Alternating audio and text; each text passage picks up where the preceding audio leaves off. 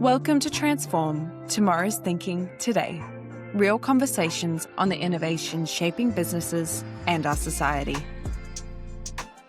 Welcome back to Transform. My name is Sarah Dods, and I am the APAC lead for Advanced Analytics and AI for GHD.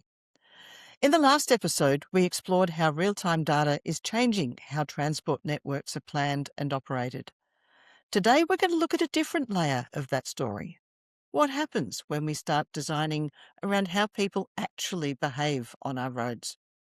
To explore that shift, I'm joined by Frank Penry, one of GHD's most experienced licensed traffic engineers, bringing over 30 years of understanding from US transport systems.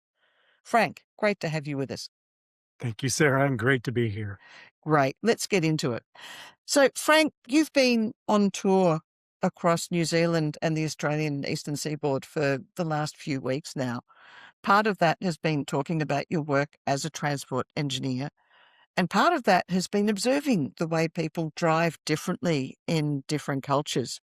What are some of the observations you've got from that really side-by-side set of observations? Yeah, I'd say that with my time here in Australia, the stark difference between the observation of what here in Australia would be a upper limit to speed zones and what is very clearly in these states a lower limit. Driving upon the roads in the US, we would functionally drive at a well above the posted limit. Here in Australia, I found particularly interesting is the strict adherence to posted limits and the changes in those limits. So as we drive through construction zones or other potential hazards, that adherence to lowering and reducing speeds when necessary or required by the environment, everybody moves that speed down appropriately. Right. And we complain like crazy about it being there and go, why should we have to do this? But we do actually slow down. Yeah. And I'll just remember the first time you told me about this difference, being horrified. What do you mean? You drive above the speed limit. How can that work? But it's an example of how it's a really deep cultural difference that you were so surprised that Australians are compliant. That's the compliance aspect of it. It was fascinating from my perspective to see how you have almost universally across the areas in which I've been, and to some extent a good portion of the major cities, is that strict adherence with some margin associated with variations. When those speed limits flashed and the speeds went down, you saw the universal bringing of a collective of all the drivers all kind of moving together in that lower speed. That's something you don't see in the U.S. To be honest, the idea of a lower limit, if you were to ask anybody, the speed limit as posted is a lower limit. If you're not going that, move as far over to our right, your left as possible, and don't get in their way. It's very, Right. it's culturally a very distinct difference. The development of the speed limit is absolutely the same. It's the adherence to it Yeah. that is the difference. We do the same thing. We look at our 85th percentile speeds, and we set that limit in accordance with what good driving behavior would look like. What everybody should be doing within that margin. And it's just not what happens. Really interesting question about how you change that. I still remember from when I was learning to drive, being told that the safest speed to drive at is the speed of the other traffic around you. And it's the diversity of speeds in the same section of road that is probably one of the bigger risks on our road. Yeah, absolutely. Differential in speed is probably the largest contributor to collisions on American roads because we have such high.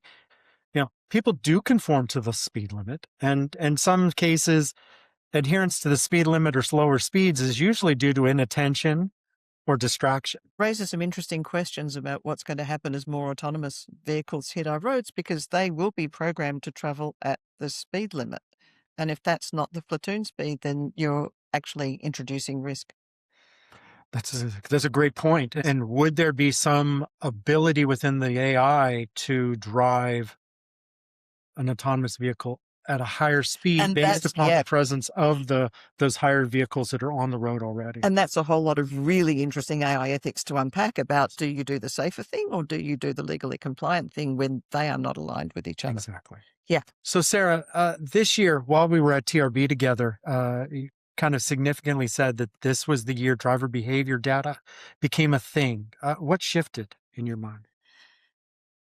What I found really unexpected about TRB, there were a number of papers there that were explicitly about understanding driver behavior, measuring driver behavior, and how you can influence driver behavior. We had people coming up to the booth we were at going, "Hey, do you guys do driver behavior?" And then talking to them about what we're doing with Compass data and with connected vehicle data, which really is a direct observation in the wild of what drivers are doing on the road in an anonymized fashion. But it is exactly that scientific observable that we can use to understand the behavior that we want to change to keep drivers safe and make their driving patterns safe for the other road users around them. I thought that was astonishing and quite delightful and really empowering. I'm a data nerd. As far as I'm concerned, anything that you want to do, you have to be able to measure. What gets measured gets managed. And up until now, we've been measuring pieces of road and what happens on pieces of road. But the things that we care about on roads, the economics and productivity of freight movements and drivers, the people not dying on our roads is about drivers and humans we want to keep safe. So it makes perfect sense to me that we want to understand how humans are behaving, and then how are we going to be able to effectively influence that behavior towards a safer outcome.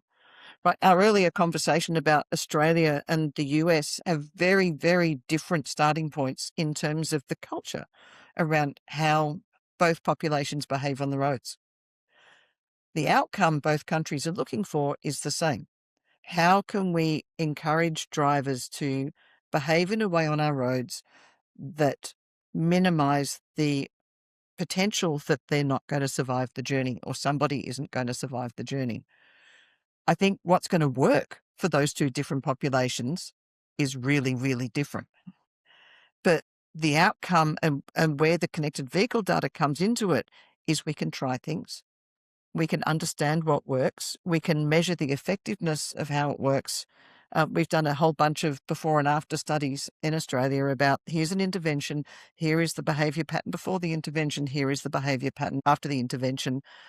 Did it change? Was it sustainable? Or did the behaviour gradually revert to where it was as drivers got used to it being there? And I don't need to pay attention to that. It really is. It's a big difference. We've been able to observe speeds for years. Probe data, tube data, whatever needs to occur, we see it at a very high level. What is happening on the road with regard to speed? This observable that you mentioned is very different. How do you think we can leverage that? So, first of all, I'm a scientist. I believe in the scientific method. I believe that we can have a hypothesis out there that we think this is going to work, and then we poke holes in it. And you need data to understand whether you are making both a significant change and a statistically relevant change. And this data can help us actually measure both of those and report it back in terms of transportation bodies being able to go, yeah, okay, here's how much it cost us to do that, and this is the outcome from it. And whether it's an evaluation outcome in terms of we have reduced speed by X kilometres an hour along a road, along a much longer section of road, across a neighbourhood, we can do those studies using this data. Yeah. Then that longevity, that where the cars are coming from and where they're going, it becomes a part of that. It's not just that isolation of where a collision, or that bit of information, that probe, that location where something is occurring, but to see more globally about what is happening. When we're looking at what happens out on roads from a safety perspective, realised risk, where people have unfortunately passed away from a road accident, or where their lives have been changed from a serious injury on the road.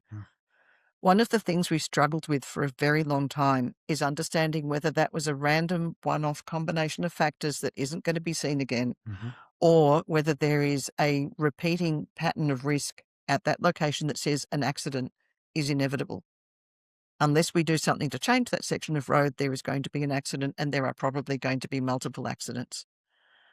When we start combining the accident history with high G-force events, braking and swerving events, with speed data, and potentially looking at the region around the road, we can start layering up a pyramid about saying, yes, there was a fatal accident here, but the speed is compliant. We've got no swerving, no braking events. There's nothing else in that space that seems to be an issue, versus we've had an accident here. We've also got little red dots that represent the near misses, and there's 15 and 16 of those.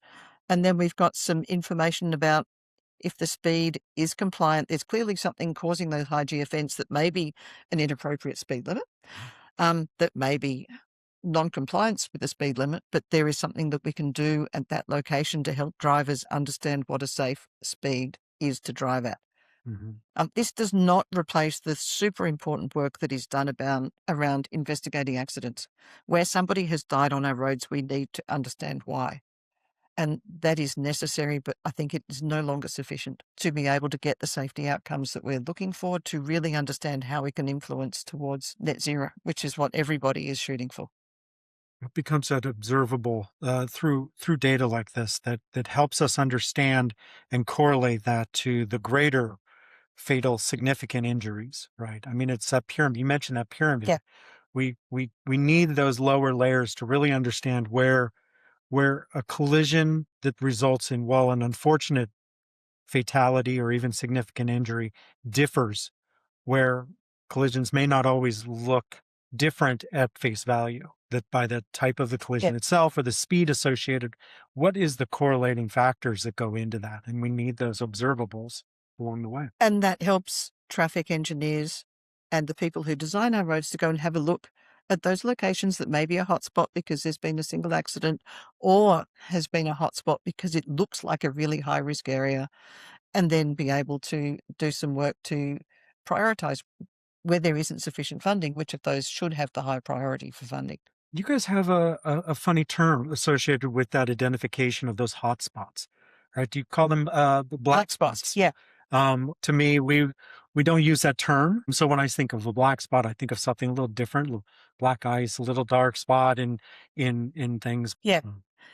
And this brings me to the other opportunity here, is not just being able to understand the data and the scientific observations. What we really need to understand is how to get drivers to, I won't say behave better, but how do we influence drivers' behaviour to behave less in unsafe manners? So one of the things that we do in Australia around that black spot locations is we put up a sign saying, this is a black spot accident area. Be aware, people have died in this space. And sometimes even that signage and the awareness that this is a potentially hazardous environment can actually influence drivers to behave more safely. Yeah. There's been some fun analysis done by Compass themselves, I think, with one of the state governments in Australia, on messaging around an event that's happening further up a freeway. You call them motorways, we call them freeways. Telling drivers to slow down doesn't work. Telling drivers that there is an accident ahead might be more effective. Yeah. That information about what message is going to be effective, what message is not going to get through, and that is cultural, that is not scientific. Well, it's behavioural sciences as opposed to engineering and road science.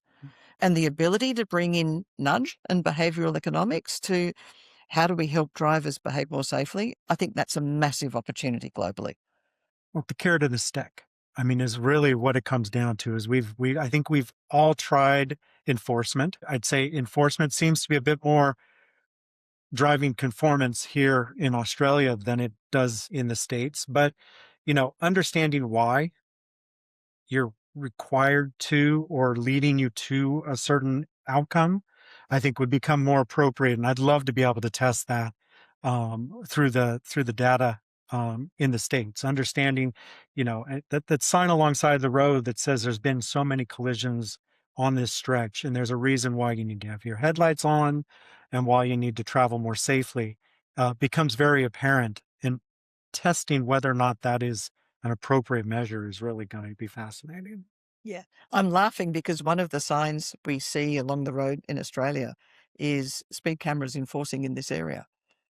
So it's coming back to the actual hazard we don't care about, the potential of getting the demerit points and in Australia, quite a large fine associated with being caught doing not very much over the speed limit, is actually a fairly effective deterrent.